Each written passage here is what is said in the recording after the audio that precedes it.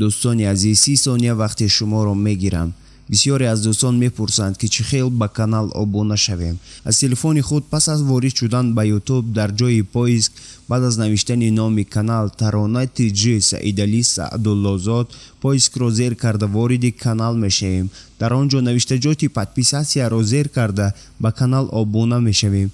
پس از آن زنگوله را زیر میکنیم تا اینکه از ویدیوهای نو با خبر باشیم. بعد از تماشای ویدیو گذاشتن لایک را فراموش نکنید.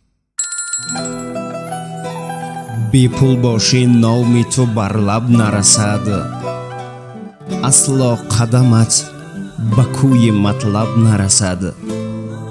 بی ماشین و بی خانه ارسطو باشی، بر قسمت تو سایه منصب نرسد. راست میگوید برادر عزیز فرهاد دلفگار.